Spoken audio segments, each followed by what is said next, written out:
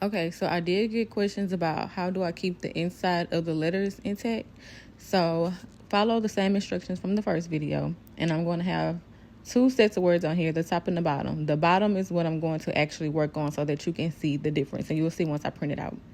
So I'm going to add little squares, and I'm going to cover anything that has an inside of the word. So like the H has an inside, the E, the L, and the O. So anything that has an inside or a space, we're going to add a square, and we're going to go through the lines of those letters.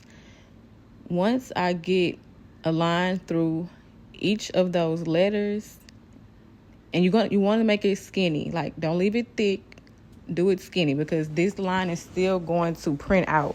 So you want to be able to still like paint that part once you lift your mat up and start painting. You'll see once it's out.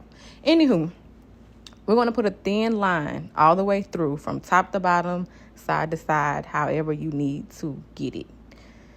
And then once you finish that, you'll highlight your whole image and you're going to weld it. You're going to go to combine and then weld.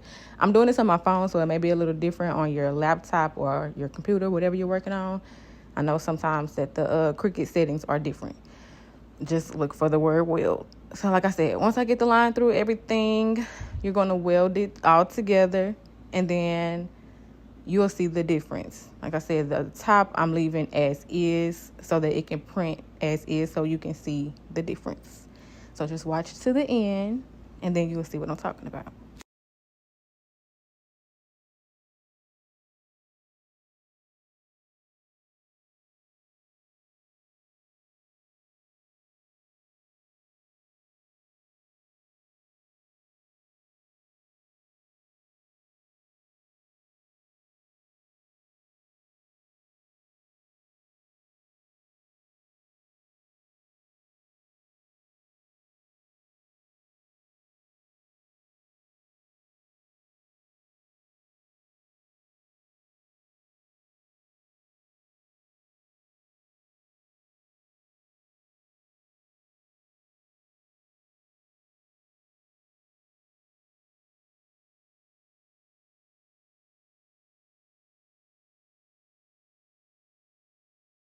Here we are at the end. I printed out, like I said, I left the top.